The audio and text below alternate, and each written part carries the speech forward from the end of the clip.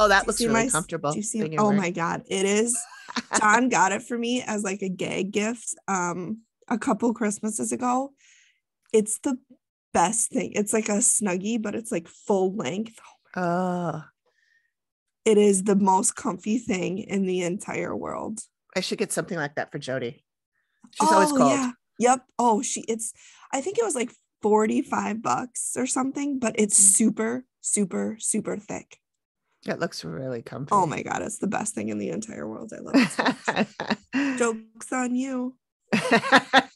Gag that. Yeah, of course he did win the gag gift that this was year much fun. because he won what? he won the gag gift this year because he got me mop socks. Oh, Like, sorry, I mop remember slippers. when those came out. Yeah, mop slippers. Yep. Oh, They're that's camels. hysterical. They have eyes on the top of them. So it was actually pretty funny. I love it. That's yeah. funny. So, well, I'm sure we'll have stuff to say while we're talking about our things. I mean, we do tend to have things to say. It's likely. In grade school, every report card I got said, Megan needs to talk less. Megan needs to let the other children answer questions. Maybe the other children need to step it up. Yeah, really. It's a It's competition. It's not my fault I'm a fucking genius and know everything. Sorry, Miss Haney. I was not that kid. Amy needs to stop sitting in her own brain and staring out the window. Which, why can't we recognize that kids can be themselves? Mm-hmm. Why do we need to make the shy kids talk more? Yeah. Like, if they don't want to talk, don't make them talk. Yeah, that's how I felt anyway. Be comfortable. Yeah, I kept getting the Amy would do much better if she would apply herself.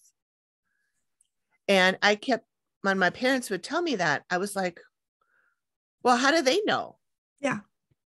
How do they know what I'm capable of if I never apply myself? You're not applying yourself. Yeah.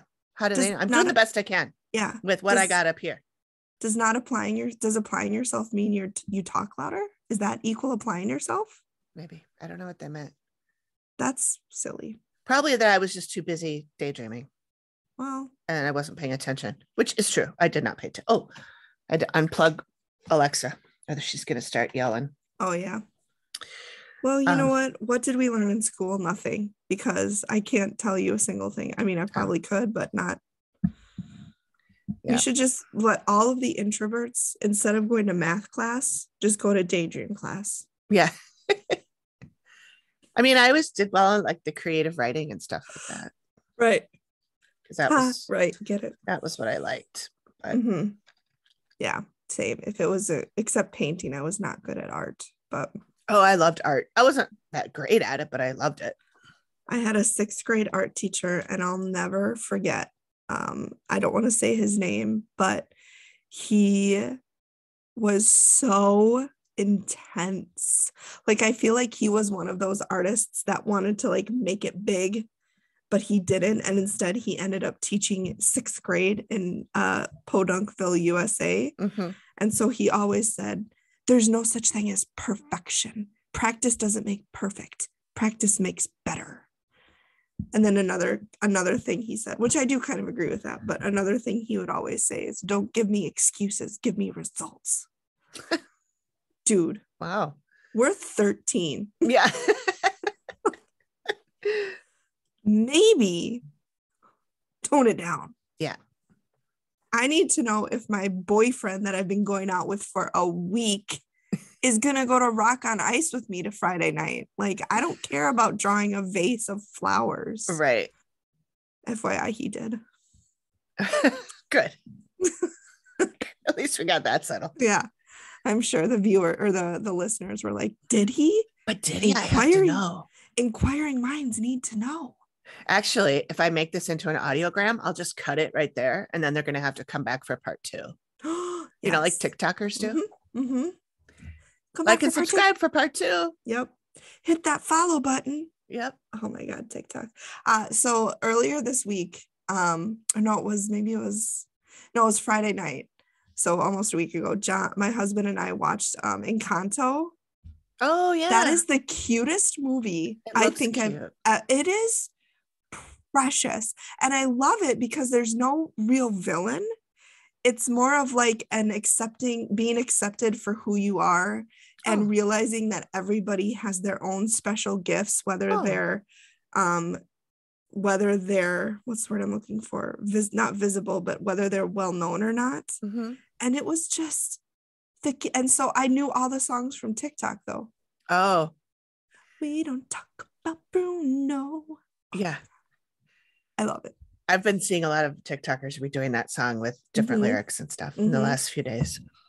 Yeah, I highly recommend watching Encanto because I thought it was the cutest thing and I cried. Yeah. Which isn't hard to make me do, but Right. Cute. Yeah, I'll have to watch it. I started on Netflix today. I started Murderville, the one with Will Arnett, where he plays a homicide detective, and then each week they have a celebrity come in who has to do it improv. Is it good? Know. I watched the first one. I will say there were times when I was kind of rolling my eyes because it was a little bit like, really, but it has potential. Okay. I'll keep watching. Okay. Unless it's awful. But the first one was Conan O'Brien. Okay. And I like him. He's funny and he's good at improv. So it was good. Interesting. Yeah. I saw that. It was just really silly. But yeah. But then again, it looked interesting. Yeah. I mean, it's an interesting concept that somebody has to come in and pretend to be his partner and help solve a crime when they don't know anything and everybody else knows what's going on. Yeah. That would be frustrating for me. Oh, I could never do it. But, there's improv people are very talented. Yeah. They do things I could never do. Oh, I can't think that fast on my feet. Right. And I watch like Whose Line Is It Anyway? Yes. I'm like, how did they not rehearse that? Like Wayne Brady. Oh my God, he's so good. They're all so Ryan Stiles. Greg Proops. Colin. Yep. Colin. Oh my God. Oh, they're all so good. I could never. And it's like seriously, I wouldn't think that they're improving. I would think that this was scripted. They're that good. Like they think of it that quick. Especially the songs. Yeah. Like how they can come up with the lyrics that they rhyme and they work rhyme with the meter and everything. It's amazing to me. What? That's crazy. Yeah. They are very, very talented. Yes. I used to get anxiety watching it because I kept picturing myself having to do it. And then I just had to go, you know what? You're not on stage. Right. You're not, and you never have to get up on stage if you don't want to. Just sit back and watch other people do it and relax. Yeah. And now I like it. But I'd be like, oh, I can't do that. I can't do that. And then I'm like, wait, nobody's asking you to. Just fucking calm down. I can't do that. But Amy, we're not telling you to, but I can't do it. But we're not asking you to. I know, but I just can't. I know, but I can't. I get it. Stressed. Yeah. That's how I can only watch like 2 episodes of a super dramatic show. Like I loved Revenge, the show Revenge. Yes, I loved it too. Loved it. But I got so stressed. I could only watch like 1 or 2 episodes and then I had to turn it off and like decompress. Yeah. But it was so good. I didn't know the 2 main characters got married. Emily and Daniel. Yeah. How cute are they? Yeah. Oh my God, I love it. And he's British. Oh. Yeah, that's right. I can't handle it. They're so cute. Yeah, they're cute. Oh, I love that show. And she was just in something else that I saw recently. And I was like, wait a minute, it's Revenge. Emily. Yeah. God, I can't remember what it is. Anyway. Her real name's Amanda. In the show, I mean. She was a spy. Was it Killing Eve? No, something more recent. Oh, I need to get back into that. That was really good. That was such a good show. Talk about intense, though. My goodness. I know. Oh, I can only. And like Eve just drives me nuts. Like she's destroying her life for this person. I know. It's so weird. I know. It's one more season, though, and that's it. Really? It's still going on? Oh, okay. One more season. Really? How many seasons are there? This will be 4, I think. Oh, okay. I think I'm on season 1, maybe. Maybe 2. I think this is 4. Maybe this is 3. I don't know. I don't know. What are you drinking? It looks green. I am drinking. So I'll tell you in a sec. I'm leading up to it. There's a story. Okay. So I was talking to my client. For the people listening, if we keep this in, I do podcast management, podcast production. And I have this client who I talk to once a week. And she was telling me, we were talking about diet pop and for some reason. And she was telling me that there was a diet pop that she used to drink when she was younger. And it was called, oh crap. No, I forgot what it's called. Not? I don't know. Doesn't matter. Anyway, it doesn't exist anymore. And it was one of the first diet pops that had NutraSweet in it, I think. And she said it was coffee flavored. So it was like carbonated coffee. And I thought that sounded really good. And I can see by your face that you don't agree. And she said that she used to work at a country club, or maybe she belonged to a country club. I don't know. But she said all the old ladies there used to pour cream into it. Oh, yep. And I was like, okay, so now you've got the carbonation and the cream. So like a Colorado Bulldog sort of, but with, and so I'm thinking, oh, that sounds good. I bet it would be good with like alcohol in it, like booze. Maybe a little splash of Kahlua or something. Boozing. Yeah, boozing. But I did not make it with any booze tonight. But I made cold coffee, or I made coffee and I chilled it, made it yesterday. And then I added club soda and creamer, peppermint creamer. Ooh, yum. And it's on ice. So, but there's no booze in it. Maybe it just looks green because of the tinting. Does it look green? It looks green to me. I thought you said cream when you said it before. Oh, no, green. Like a matcha green almost. Mystery Science Theater mug. Oh my God, they're funny. Gypsy. Nice. I just have my Baileys in my naughty mug again. I see. The last of your Baileys. Never thought I'd run out like I didn't. But listen, 2022, man, it's a new year. Hey. Living it up is all I'm saying. Living it up. Oh, said I'm living it up. Yep. I finished the Baileys that I've had for 2 years. A year and a month. Yeah. That's not bad. Not bad at all. Well, and I only opened it. Well, I guess I opened it. I might have actually opened it on my maternity leave because I remember I had some with ice cream. It was good. Yeah. I didn't have any again until we started recording. Yeah. All right. Well, with all that, I suppose we should get started, huh? Probably. Yeah. Okay. Well, we've already been gabbing for a while, but let's just say hello. Hello. All right. Hello. Hello. Hello. Hello. Hello. Welcome, friends, to The Activity Continues. And we are here recording on, it is February. Can you believe it? No. February 3rd, 2022. Yesterday was 2/2/22. I know. You know what? I noticed that it was going to be that the day before. And then yesterday I forgot all about it. Never even crossed my mind. This is our 4th episode. And this week we decided to go with the theme of episodes that take place in the South. So we both did that. Yep.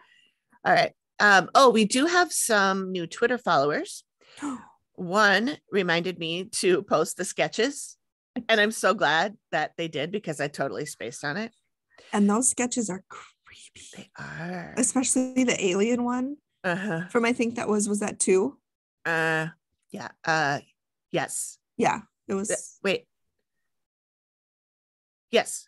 Okay. Oh, I don't know. I can't keep them straight. And we're only on 4. What I did is I made little my little index cards. Oh, okay. For each episode so that I can remember. Nice. Episode 1 was ghost meetings at the wall table. And that one did not have aliens. So number 2 was the aliens. Okay. Alien in the very back, piggyback ride. And then number 3, which is coming out tomorrow, which will already be out by the time you guys hear this, is Demons and the Mixing Bowl incident. That's right. And then we have tonight. So we'll have to come up with a name. I think I've got half of it. I've got my half of it. Okay. So let's see. Oh, and I created a Patreon page just because I was having fun goofing around in there, and I haven't released it yet, but it's there. I've got all the tiers set up. It's all ready to go. If anybody's interested, I don't know. Let me know if you think you want to support us that way. Mm-hmm. And we'll put it out there. The sketches were on our blog. I forgot to put them on social media, but I did put them on the blog on our website. So I have notes to remember to do it everywhere next time. But if you're ever looking for them or for anything else for that matter, go to the blog. It'll be there. All right. Thanks for doing that. Yeah. And then I also uploaded video versions of the show on YouTube if you'd rather listen to us there. They're not actual like robust videos. It's just like our logo and then the audio. They're automatically made by the host. Mm-hmm. Our host is Red Circle. And they're automatically made by our host. And then I just can upload them. And then in the future, and especially if we end up doing a Patreon page, then we'll do videos of our Zooms. I'll put those up. Okay. I've already got one of them edited. I just haven't put it up yet. So they take a really long time. Mm-hmm. And I do them for my other podcast for Volstead Land, and they take days to make, and we get like 3 views. So it's not worth it. Yeah. So if people want it, we'll do it, but I'm not going to do it if no one's going to watch them. Right. And if you do, let me know, and I won't wear my Snuggie to record. Well, if we do, I want to pull these out too and do these. True. So just shush up. Yeah, exactly. Don't wipe all my eye makeup off and look like a raccoon. It's fine. It's 9:00. It's fine. It's almost night time. Okay. So also we discovered a new podcast this week called Histories and Mysteries. Did you listen to it? I did. I actually am just finishing up the Robert Durst episode. Oh, okay. So they talked about Robert Durst, and now they're talking about the Battle of, was it Shiloh? Shiloh. Uh-huh. Yeah. So they're just finishing talking about that. Okay. Yeah. That's the one I listened to too. Yep. Yeah. I liked it too. I listened to the Robert Durst one because I'm fascinated by him. I have been since the Jinx. Yeah. He's so weird. Weird. He's dead now, but he did. Yeah, when he died, and the paper said he was 78. I was like, 78? Well, he doesn't look a day over 105. I know. I mean, my God, he was falling apart at the seams. Being an evil monster, I guess, takes its toll. I guess. Yeah, he looked rough. Really rough. Yikes. Anyway. Side note, his friend, Susan Berman, the one he was convicted of murdering, she is the daughter of one of the gangsters that we talk about in my other podcast. Yep. Davy the Jew was her dad. Oh my God. That's a terrible nickname. Yeah. He was a tough guy. Yeah. Well, I mean, you can't be a gangster if you're a tough guy. Well, some of them are a little nicer if you're than not others. A tough guy. But he was like ruthless, I guess. Yeah. Listen, I've seen The Godfather. I know how gangsters work. Right. Yeah. Yeah. Anyway, check out Histories and Mysteries, you guys. They cover the whole trifecta: true crime, history, and paranormal. And I will put a link in the show notes. Yeah, I liked them. I love anything paranormal. I got a ghost a day calendar for 2022. And so it's really fun. Sometimes it's a case, and other times it's like, kind of paranormal lingo, but it's really interesting. I got it off of Amazon. Oh, fun. Yeah, it is fun. Cool. Yeah. Okay. So this week, Megan will be recapping Scandal in the South, which is season 1, episode 10 on Discovery Plus, but it's actually episode 11 on Hulu. And it originally aired April 27th, 2012.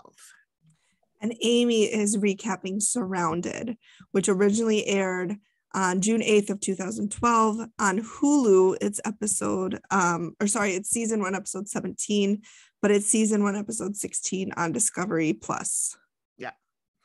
I didn't realize until I was typing this up that we both picked ones from season 1. Oh yeah, did we? Both went all the way did. to Yeah. season 1. And season 1's the one that's all goofy with Hulu versus Discovery. So I think we're going to be done with season 1. I think we're going to just next season 1. Get out. Who goes first this week? I don't even remember. I think you do. Do your cards say? Double check. I'm glad you go first this week. Okay. You're going to hear a big thud right there. My microphone fell off. Oh. Sorry about that. That's okay. Okay, so I go first. You go first. I'm number 1. Okay, so this one takes place in Georgia, and it to me, I thought it was super interesting that I started with our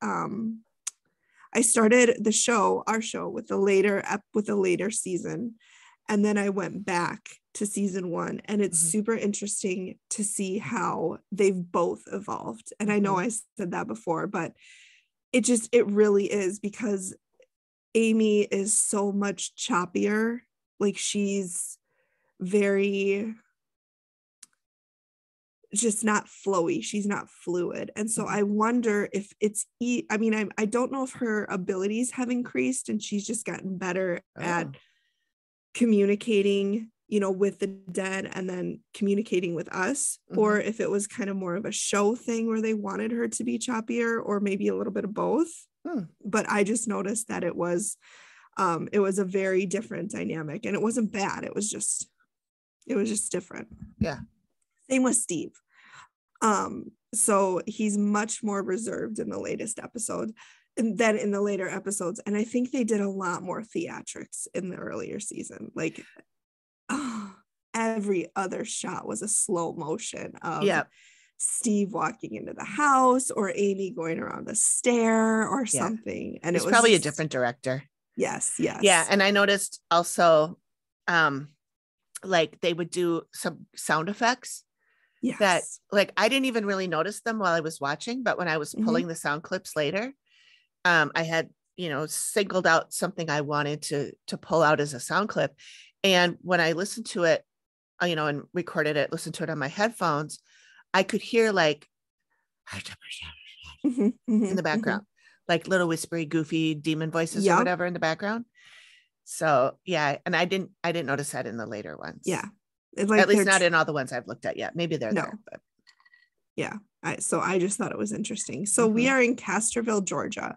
So Steve is talking to Cynthia. Cynthia and Ben are staying in this house. They've been there about 5 months, and it's their dream house. It's kind of a lease to own or a rent to own type of a thing. And so they've got there they're there with their 3 boys.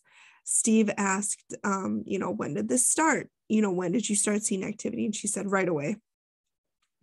When they hear stomps in the bedroom, they hear a woman weeping, they see apparitions, they hear things, things go missing from the house. And so the reason she said she called them in was she just wants to make sure that everybody is safe there, mainly her kids. She wants to make sure that her kids are safe. So she'll say, things go missing. For example, her husband, he puts things on his side of the bed, and then in the morning they'll show up on Cynthia's side of the bed. And she was saying her youngest son wanted to play hide and seek with people there, and so he was saying how, there's no one to play hide and seek with, and then all of a sudden he was playing hide and seek with these kids, and they couldn't see these kids, and so they were looking for him, and then the neighbors told them that there aren't any kids in the area. Oh my God. And so then Steve kind of asked, okay, well, is there any history of the house? And here's where the title Scandal in the South comes from. We're going to hear a little bit about it right now and then go into it deeper when Steve does his history thing. But the legend of the house is that in the 1920s, there was a sheriff who was racist who lived here, and he liked to hang Black men in a tree outside of the kitchen. Yeah, it's great. So then there's a room that Cynthia just does not want to go in. It used to be her art studio.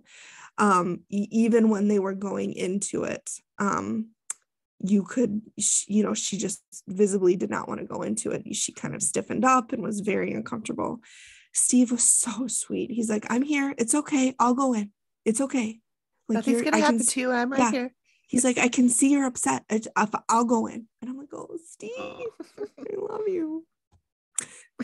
So she said, she worked there about 2 weeks, and she said, and then all of a sudden her heart would start racing, her face would get flushed, she couldn't breathe, and she just had to get out. Okay. And she said she felt like something was over her shoulder telling her to get out of there, saying, this is my space, you need to go somewhere else. And then they go to the staircase, not the show with Michael Peterson. My favorite, said, not a murder. Yeah. Team Owl. She said everybody who is on the staircase or is around the staircase says they feel like there's somebody there with you. She said the hair on your arms will stand up. And she said it feels like a woman, like it has feminine energy. And she said, you feel sad. The energy is very sad feeling, and so it kind of affects you. And then they go into the bedroom, and Cynthia says there's a large figure that appears in her bedroom. And Steve asks, well, does it appear when you're awake or does it wake you up? And she said, no, it wakes you up. And then she gets, this is so creepy. She said, if she's asleep and she has skin exposed, she said the entity will touch her. Oh, and she said it's like an ice cold touch on her skin, or she said she gets pet by him. And oh, thank you. No, that's a hard listen. Again, consent, people, even if you're a ghost. Listen, if ghosts are listening, consent. Okay. Consent is key. Put that on a pillow or like a craft project or something. Yeah. So then we go to Steve and Ben. They're not in a garage, but they are outside. So okay. And so Ben said when they first moved in, he fell asleep on the sofa, and he said he woke up in the middle of the night. There was a large 6-foot guy standing over him, and he said it gave him the chills, and he totally got creeped out by it, which yeah. Same.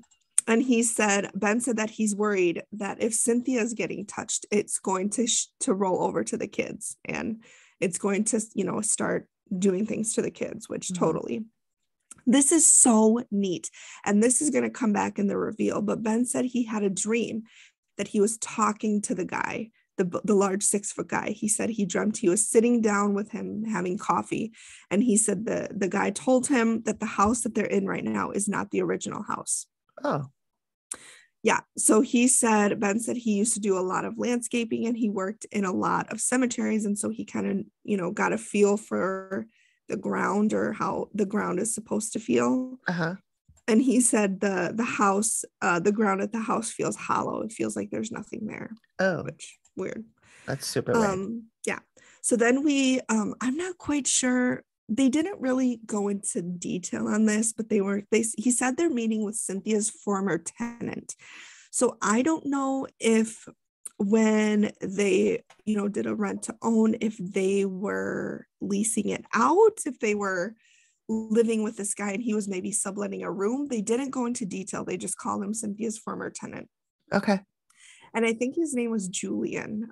They didn't do a name flash across the screen, but he said after his first time being at the house all day by himself, he heard a really loud thud, and he looked around and he couldn't find anything. He couldn't find where it came from, couldn't find what caused it.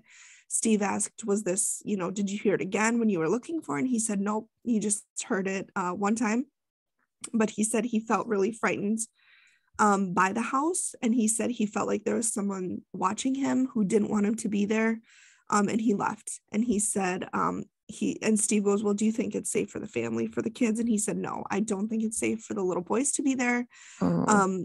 He said he doesn't know what it is, but it's definitely something. And he said he did his best to come up with a logical explanation for what could have caused the thud. And he just said there wasn't any as far as he could discern. Uh-huh. So then Steve's like, I'm going to do my own research. So he goes to the courthouse and he, combed through the articles, and we did not get a Rocky montage, which I was a little sad about. Yeah. I know.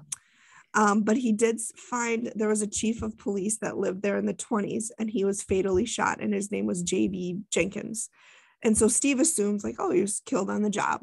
So then he thought to himself, the people who are going to know about this are going to be the law enforcement, because he was in law enforcement. Mm-hmm. So he goes to Chief Culpepper. And so we found out that JB was actually Joseph Benjamin Jenkins. He was the chief of police for 12 years, and he was murdered outside of his residence, even though I typed resume. No, it was residence. So the thing that happened, and here's where we're starting to get into the scandal, is he went outside to deal with two black males. And remember, this is 1930 in the South. So we're dealing with two black males sitting in a car. They're parked, and it turns out to be a stolen car. And so John Willie Clark was in the driver's seat. He was with his brother. We don't ever get his brother's name. So John Willie Clark had escaped from a work camp, and he was sitting outside the chief's home drinking. He tried to leave. The details are a little sketchy. Jenkins pulled him out of the car. Jenkins had a gun. He was at his house. He had a gun. They both reached for the gun. A fight ensued, and then a round went off accidentally, either accidentally or on purpose. Accidentally, we don't know. And it went into the chief's eye and his brain, killing him instantly. Yikes. So then, so white man killed by a black man probably is not going to go over well, and it doesn't. So John Willie ran. There was a manhunt for him. They put up $1,000 reward, which again, this is 1930 in the Depression. So that's a lot of money. So they found him, and they shot him in the leg. He was given medical attention, and then he was given treatment, and then he went to jail. 40 to 50 people went to the jail wearing masks, is what the historian said. I'm going to assume they were masks of a certain color. Right. In a vaguely triangular shape at the top. Exactly. They opened his cell. They told him to come with them. They bound him. And the next morning he was found hanged. Ugh. And I sent you a picture. I don't know if you want to put that. I'll post that. Yeah. So I sent you a picture of that. Yep. And Steve is like, you know what? Something doesn't add up. Why are, these two black men drinking? During Prohibition, they're sitting outside the chief of police's house drinking. Like, it doesn't make sense. Yeah. So he went to meet another historian, and they met in a cemetery. And Steve's like, why you meet me in the cemetery? And they met at the gravesite of J.B. Jenkins. And so this is when Steve is like, yeah, you know what? Something doesn't add up, historian. And, it's 1930s. It's the Prohibition. It's a stolen car. It's the chief of police. Like, what's going on? So here's the gossip. Get ready, guys, because we're still in the tea. Get your napkin out. The gossip was that Clark's wife was employed by the family, and she was working in the house. And the chief had been making advances to his wife, had been touching her inappropriately, had been basically exuding his white power over her, given, again, that it was the 30s. He was white, she was black. He was the employer, she was the employee. You see where I'm going with this? Yep. So it's really common, a common story and common belief, at least this is what they said, on the TV show, so it's probably true because it's on the television, that amongst the African-American community, that Clark was justified in going there and justified in defending his wife's honor. I agree with that. It's just disgusting if that's what was going on. Yeah. It's sick. Yeah. So Steve is like, okay, well, maybe he broke out of jail. He was sitting in front of his house drinking, building up the courage to go and confront the man who was assaulting his wife, basically. And so then Steve said, well, how would it have looked for a white police chief to be coming on to a black woman? And the historian was like, oh, it would have been scandalous. Like, yes. Hence the title. Yep. Look at that. So then we see Amy, and we see her in a car before she gets to the property. And she says she talks about going into a meditative state. She said she calls it opening up because she opens herself up to receive information from the dead. And you and I have talked about this. Like, Yep. She starts it a couple of days beforehand. And she said there's a big guy, maybe 6 feet or taller, and he's standing by 2 graves. And here's where I'm when I mentioned earlier that she's very choppy, because in the later episodes, she's more like speaking in full sentences. Like, I'm seeing a man and he's telling me that he's upset, and I'm seeing a woman and she's telling me this.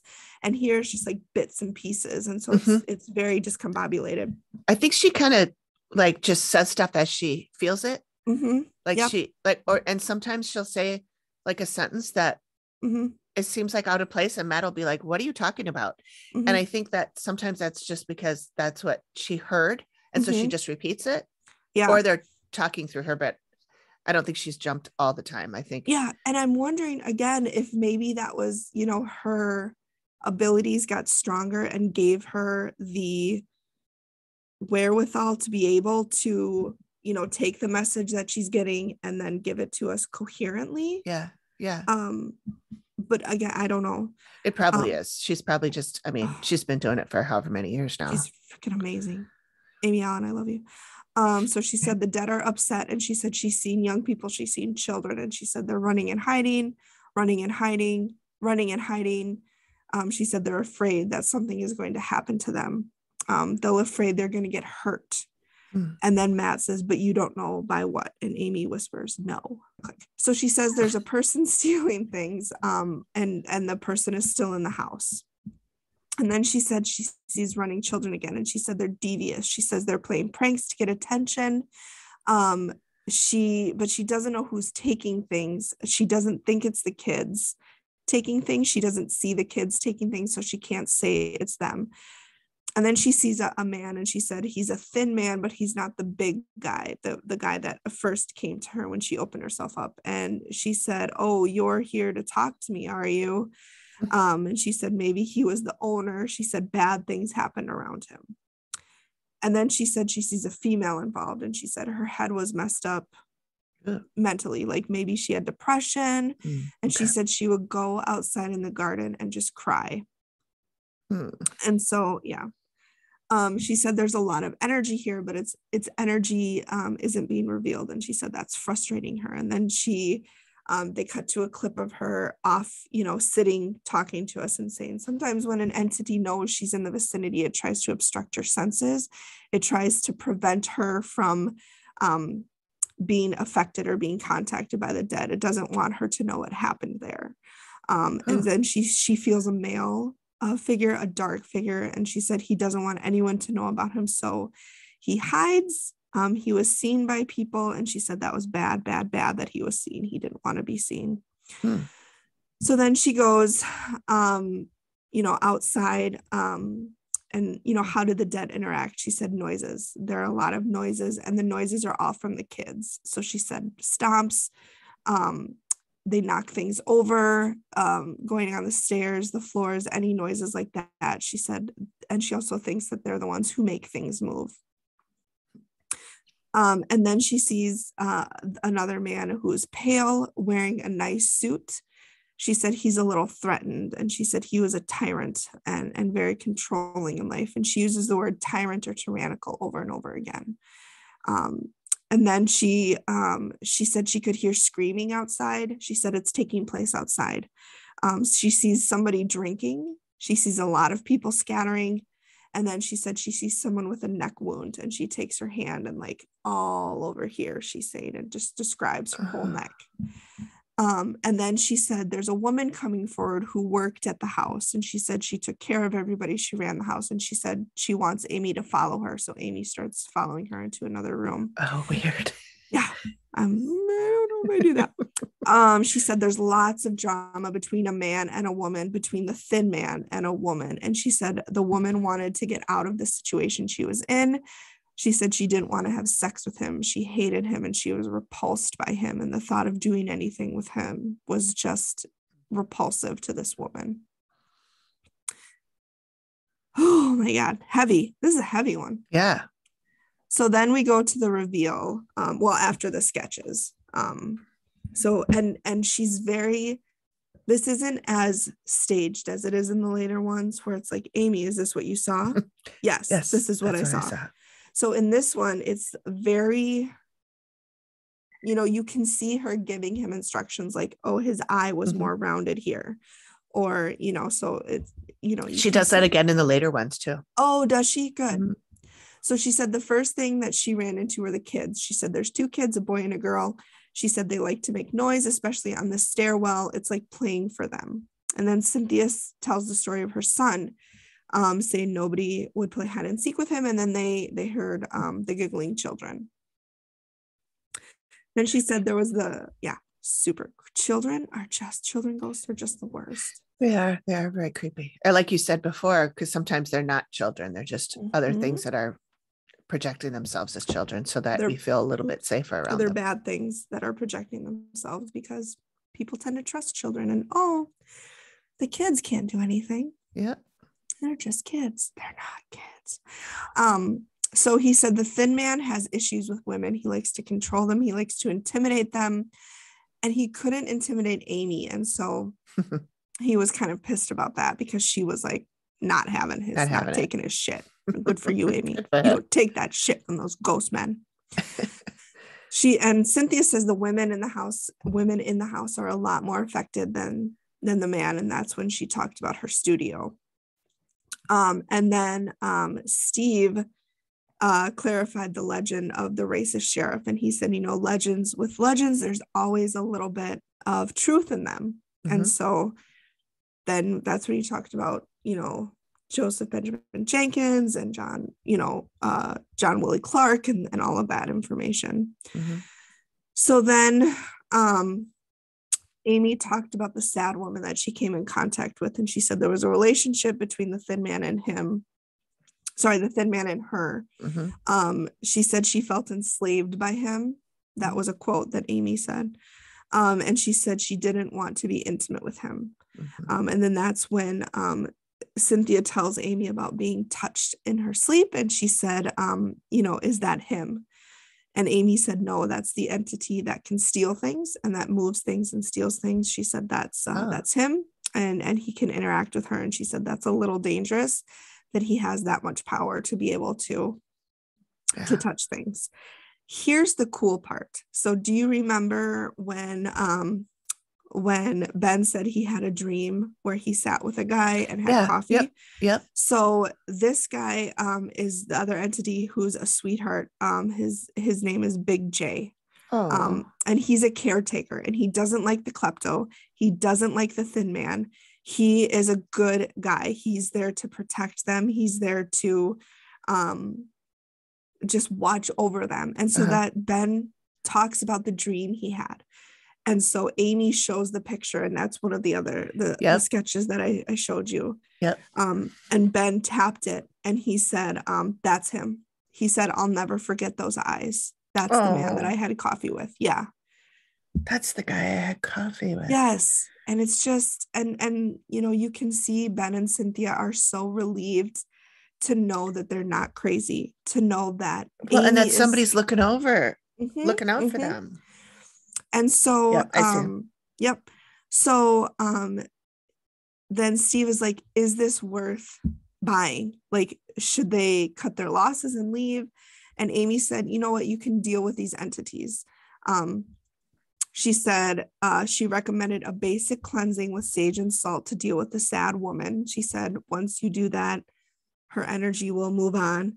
The children, with all of the cleansing, with all of the sage and everything, she said they will decide to leave just on their own. She said the Thin Man, Amy believes he'll leave when he realizes that he doesn't have any power, that he doesn't have anybody to manipulate, to control.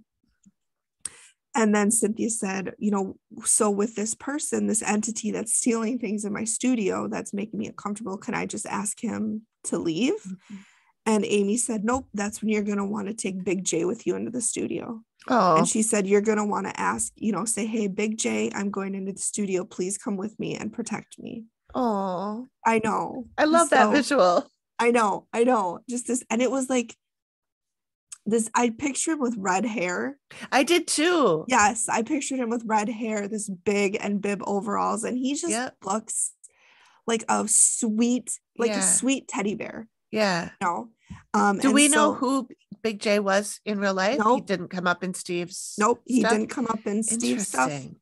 He didn't, and then since the investigation, the Ivy family has reported no further activity. Oh, So it worked. wow. Yeah. But Well, I just that's thought it good. was such a heartwarming story with the Big J Yeah. and that ghost who's there to watch out for them. Yeah. Mhm. Oh, that's sweet. I like Yeah, that. I liked the ending of that. It was a brutal history. Yeah. But Yikes. the God. South in the 30s, not a Yep. great place to be. Yep. Mm. Yeah. I don't know. Well, I don't know if it's changed all that much, but I mean, I like to hope so. I But like to hope so too. Okay. realistically, probably not. Yeah. Well, I mean, for us, it's not going to feel, well, whatever. We're not the ones to make that comment. No. All right. Let's do it. Let's do it. So mine is called Surrounded. It is season 1, episode 16, as we said. Number 17 on Hulu, 16 on Discovery. And let me see. I'm trying to go through my notes. Okay. This takes place in Cedar Park, Texas. The woman, Annie, she says she feels trapped in her home by things that are outside her house. So this one is more about what's outside than what's inside her home, but there's something there too. The property is in the middle of nowhere and it's basically surrounded by woods. So it's to a great start, Annie. Yeah, I can imagine that you would feel very small and whatever, alone, isolated, vulnerable, all of yep. that woods around there. I don't know. And I'm assuming neighbors are few and far between. Yes, there's no neighbors anywhere. Steve, rolled up and he's like, you are in the middle of nowhere. So yeah, I don't think there are neighbors at all. So she believes that it is affecting her health. And Steve asks her if she owns or rents, and she says she rents. And Steve says, so leaving shouldn't be difficult at all. And she says, no, it shouldn't be. I should want to run from this property. But she says she feels like it will be the end of the world if she leaves. Oh. Yeah. And then there's a voiceover that I'm going to put in where she says, I have an emotional connection like a woman to a bad man. Girl. I'm like, been there. Been there, done that. Yep. Have the t-shirt. So then Amy says when she approaches the area that there's already dead people speaking to her. And she's in the property and the woods near the house, and she's looking up in the trees and sees something up there. I don't like that. Yeah, it gets worse. So then she Why goes. Do they also? I'm sorry, I keep interrupting you. Why do they always do these walks at night? I know. Let's do it at noon. I feel like the ghosts would still be active at noon. I would think they would. I suppose. I often wonder why they do all this stuff in the dark, and even like in the house, they don't flip on a light. Yeah. When Amy and Matt are going through there. Yeah. But what I guess it's to add to the charm. I don't know. Yeah. So then she goes in the house and she's sitting on the living room floor, which I thought was kind of odd. She was just like sitting there on the floor. And she said, there's a strong dislike of the people that live in the house. The ghosts do not like the people who live here, the living people. Is Annie there alone? Or does she have? There's another guy that lives there. We haven't met him yet, but he is a trucker. Okay. And so he only comes there when he's not on the road, and it's about every 6 months. So he's not there very often. Sure. So Amy says the people, so the entities outside do not like the people inside. They don't come into the house because they hate the people so much. But she says they make it known in other ways. And Matt Super. asks how. And she says they knock at the doors. They're knocking at the door. They're shaking the trees. They're hooting and hollering. So then Steve is with Annie and they're outside. It's daytime. And he says, what do you see out here? And she says, Indians. And she, of course, means Native American. Yeah. I yelled, do you mean Native American? Good for, yeah. So we don't say Indian. So already, because she called them Indians, I started to form a prejudice about her. I just kind of thought she was sort of a bumpkin, you know. Right. We'll find out I was very wrong, which is part of why I like this episode. Okay. Oh, it's got a Shyamalan twist. A little bit. Okay. So prepare she yourselves. sees what? I said prepare yourselves. Prepare. She sees 2 to 4 shadow people and she watches them moving around in the trees. They are deep black smoke, but contained in the shape of a man. And once in the middle of the night, she got up, grabbed her dog, and they went outside. And she saw these figures in hoods and robes. And they came across the yard and walked right into a stone wall that's in the yard and disappeared. Amy. I know. Stop it. Can you imagine? I'd rather not, but now I am. Why is she living there? Why is she going out in the middle of the night? I know. And I don't even remember why she got up and went out, but I know it was the middle of the night. You know, she brought her dog with her. She must have heard something, I'm guessing. Okay. But still, if I heard something outside, I don't think I'd go and investigate. I wouldn't be like, you know what I'm going to do? I'm going to go outside. Locking it. I'd be like, what I'm going to do is grab a knife, lock myself in the fucking bathroom. Yeah. Oh my I'm not God. Let's go see what that was. I'm not that person. I'm the let's hide under the covers and hope it goes away. Yeah, exactly. That's me. Yep, me too. Mm-hmm. Okay, so Amy is outside once again, and she sees people making a big bonfire and they're drinking. And she said there's a reason they're all together. And Matt's asking her what they look like. She says they're all white. Nope. Their clothes are white. Their hair is white. Their skin is white. Their eyes are completely white. And then she says, I have a voiceover to put in here. She says, it's really bad. And then there's a creepy sound effect. So I'm going to put that in. No, I don't want it. So Annie's explaining her health issues to Steve. She has a degenerative disc disease in her back. Jesus. And her pain spikes with the activity. And she feels that something is draining the life out of her. Then we go back to Amy, who says that the activity is causing emotional distress and making people physically sick. So now Annie is in the dining room with Steve, and she's describing a man that she often sees in the corner. He's medium height, a rotund guy with a ruddy complexion, and she feels he's watching her. Then we cut to Amy in the dining room. She feels a thing standing there and points to the same corner that Annie's talking about. She looked for a second like she was being jumped, but she never said she was, so maybe she wasn't, but she kind of like something changed in her expression.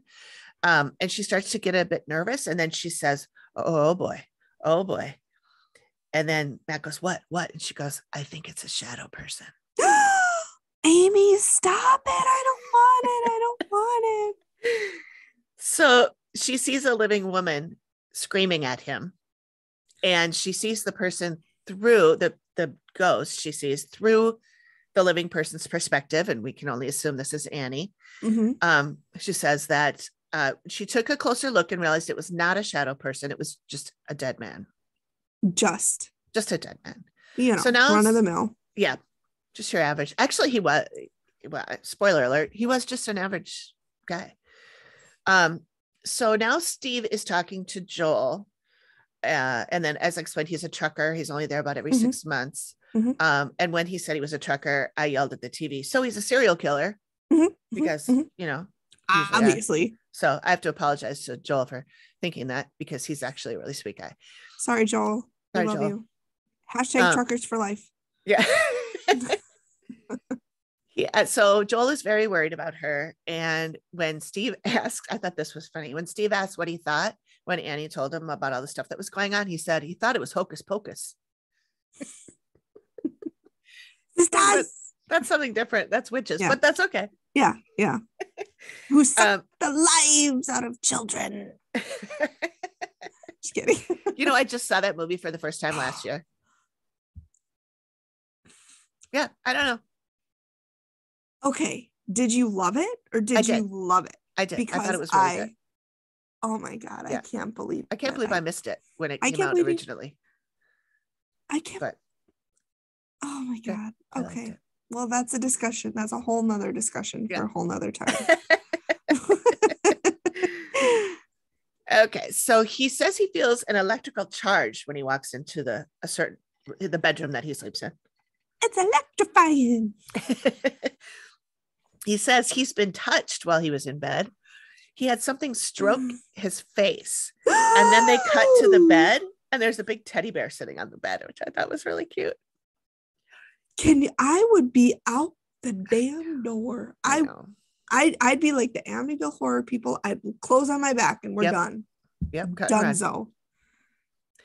So then Steve asked him how he feels about the outside. And he says, oh, he doesn't go outside after sunset. And Steve goes, big guy like you? The guy is taller than Steve. Yeah. And he says, there's something out there. I feel like I'm being watched. But there's the inside, the stuff he sees inside and in his bedroom was never addressed again.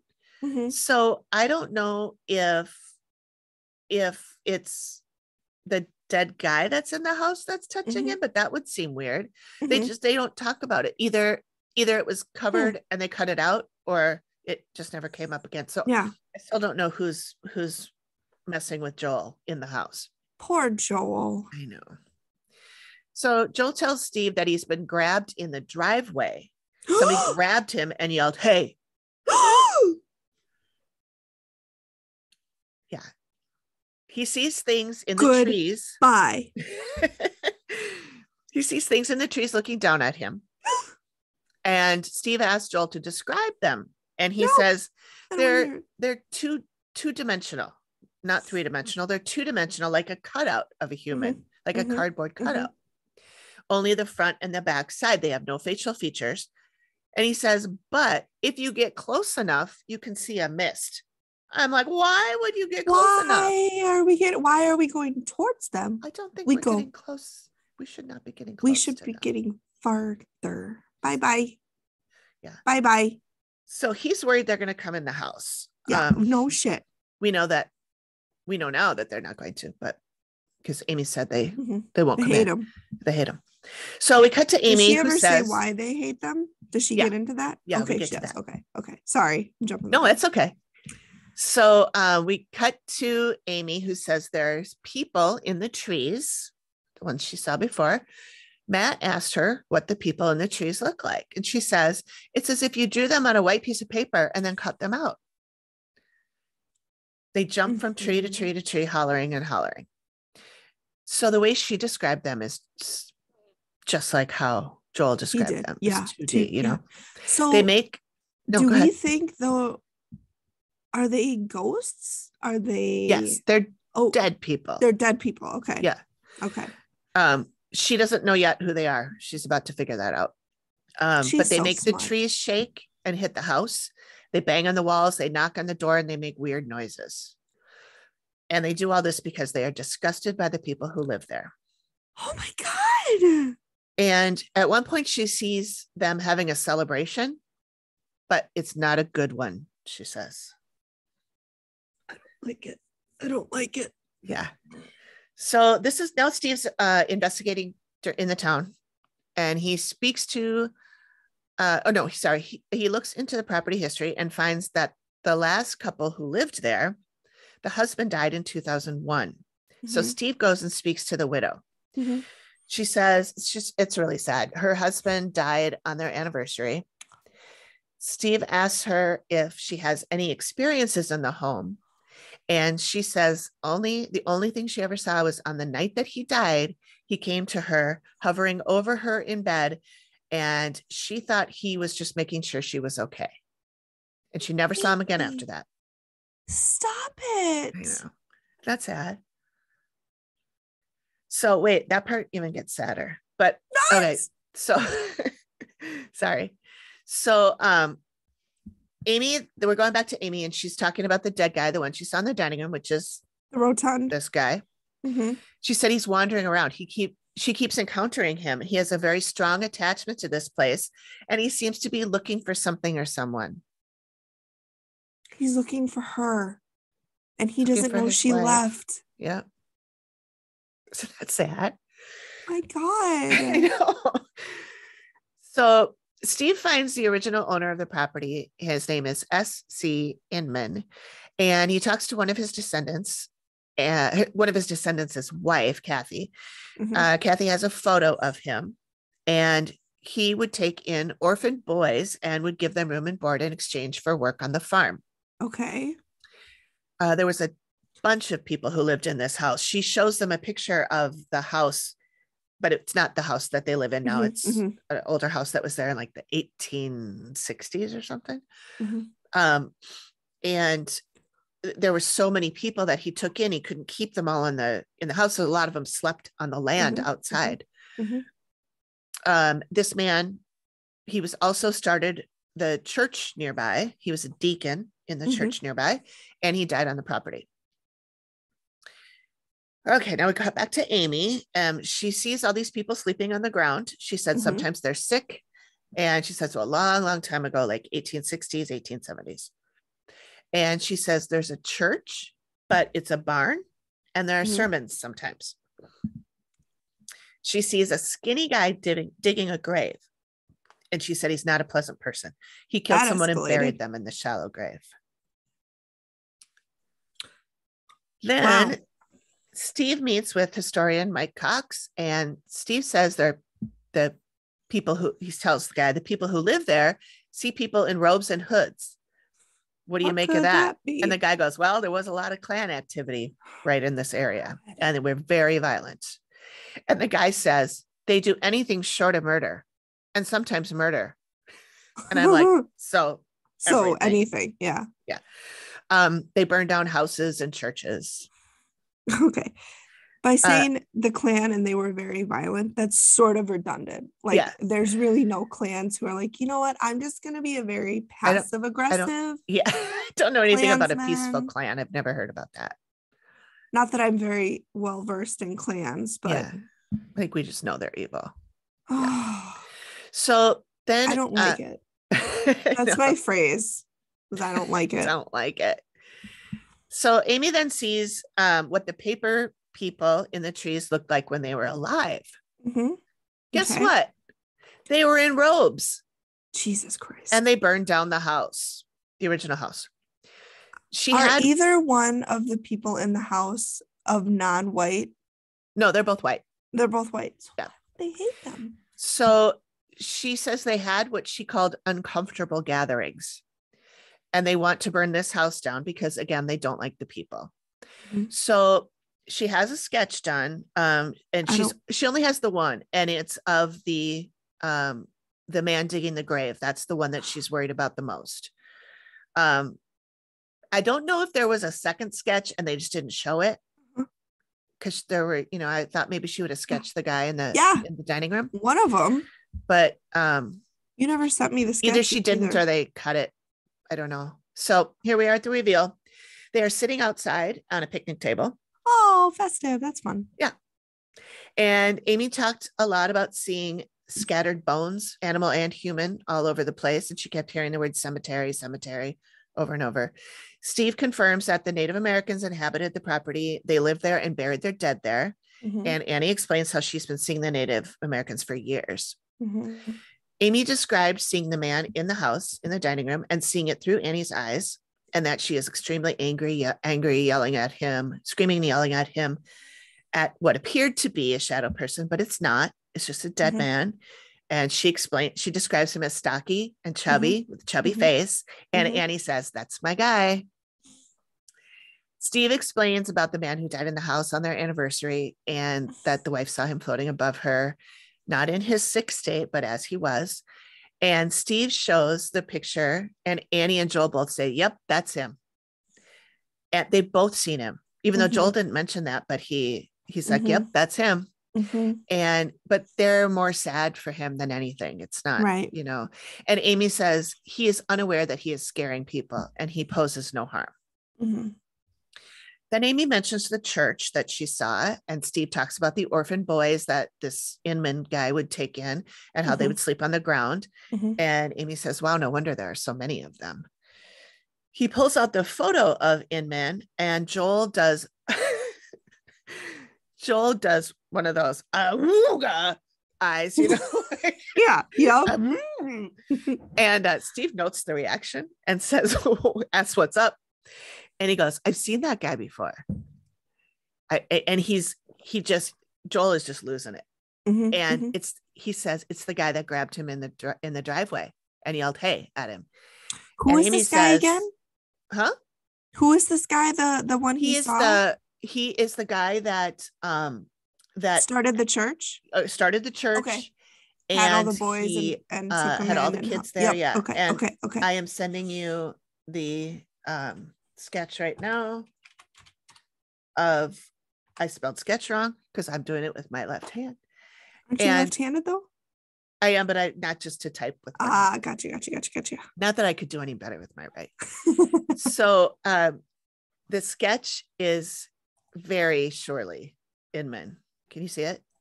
I haven't gotten it yet. Okay. It's kind of big, so it might take a bit. Okay, that's fine. Yeah, so he says, I've seen that guy before. That's the guy that grabbed me in the driveway. And it looks just like him. Oh, sorry. That is identical. Isn't that crazy? The nose, the eyes, even exactly. the hair. Yeah. Even the hair. Yeah, the top part of the hair. Yeah. The facial hair is a little different, but yeah. But it looks just like him. Yeah. Oh my God. Yes. Yeah. So then Amy starts talking about the people in the trees. And as soon as she said that, Steve and Joel just look at each other with like amazement. They're like, oh my God, that's it. She explains how they jump around in the trees. And she describes how she saw them, the white people on white paper cut out. And I'm going to pop in the voice of Joel, because as she's explaining that, they show Joel and he's shaking his head and he's smiling and he goes, this is crazy. And Amy thinks he's referring to the fact that there are paper people in the trees. And she's like, I know. And he goes, no. And she stops and Steve goes, you just described exactly.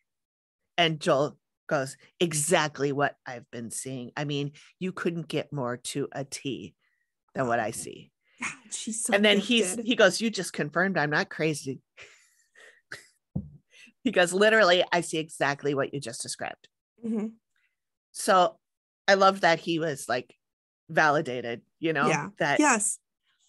I think a lot of them are. I mean, half the time, these people, I'm sure they tell their friends, their family, like, oh my God, my house is haunted. And they're like, yeah, sure, Jan. Well, even boozing. Yeah. So to have somebody come in who has these gifts, who can see them, I'm sure is just so reassuring. Yes, I know. So Amy and Joel talk about how hard it was to explain, to describe these things. And they're both like, yeah, I know. I felt like they were bonding over, I know, right? Right. So then Amy described how she saw them when they were real people, all in white at a bonfire. That quote wasn't good. Steve explains how in the 1920s, the Klan were very active here.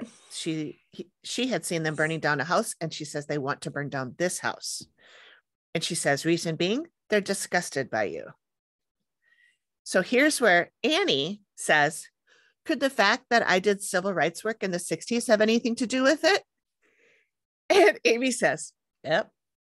Oh my God. I know. See, here I'm thinking they were like, they're hippies. Or she is anyway. Yeah. She just didn't look like somebody to me that would have done civil rights work in the 60s. So yeah, that's why they hate her. Because she's an anti-racist. Even in death, they're so full of hate. Right. I know. That's gotta be exhausting. Yeah. You're so full of hate that it just consumes you even after you're gone. Yeah. when you're supposed to be at ease and at peace. Yeah. I can't imagine being that full of hate. No. It's got to be just mentally and physically draining. Yeah. Even when you're alive, it's just got to be. I can't. That's so sad. Yeah. So they talk about, the house possibly burning down, and Amy says they'll make it look like an accident with like shorting wires and stuff. And Steve lets Amy know that they have seen light bulbs burst on their own. And so Amy says they're just as dangerous now as they were in life. And then they play the should I stay or should I go now? Mm-hmm. And Amy says, I would probably move. Wow. She said, the reason is there's so much here, and you have the KKK and so many people that they may be able to accomplish their mission, which frightens me for you. Mm-hmm. Steve asks if they're going to move. Annie says, yes. Joel says, if her health will get better, will her health get better if she leaves? And Amy says, yes. So the update, since the investigation, this is a quote. Since the investigation, Annie has begun packing up her possessions and is looking for a new home. The sightings of the paper people have increased. Jesus Christ. Yeah. So they haven't met yet. Or they haven't left yet. They probably have now. 10 years ago. 9 years later, 10 years, yeah. Are Joel and Amy like married? No, they're just roommates. He describes her as like a stepmother to him. Oh, okay. Yeah, they're just friends, and my, she's a bit older than him. I would say she's civil rights in the 60s. Yeah, she's probably in her 60s, 50s, late 50s, and he's probably 30s. Mid-30s. Oh my God. Yeah. So that one had a lot of things. We had the poor sweet ghost, like you had sweet ghost, but yours wasn't sad. Yours was good. So how about for a title, Big J and the Paper People? Yes. Boom. Love it. Okay. Oh my God. I love it so much. Okay. Oh my God. Yeah. That was so scary. When you go to sleep tonight, think about Big J. Yes. And not the paper people. Well, yeah, they would hate me. I lived in the Middle East. Yeah. Oh, they'd hate me. I dated a Middle Eastern man. Yeah. They would not like that. I did the dirty with him. Yeah, they would not like it. They're not like that. Mm-mm. I'm the worst. That's just and when you said it increased, my stomach dropped. Yeah, like I got legit scared. Yeah, it's gross. That's awful. And I really want to I know that there are updates. There's like there's a show that has updates of these, but I can't find it anywhere. I can't find where to stream it. So I don't know how to watch any of that. But I know that there's it's called Dead Files Revisited or something. I don't know. Maybe I could find it on Hulu or something, but I couldn't find. If anybody out there knows how to stream those shows and watch, please let us know. Get in touch. Yeah. And I'd love to see them. Thanks for joining us for another episode of The Activity Continues. We hope you will join us next time when we cover a couple more episodes. And hit us up with which ones you would like us to talk about if you have any preferences. Thank you and good night. Thank you. And join us next time when the activity continues.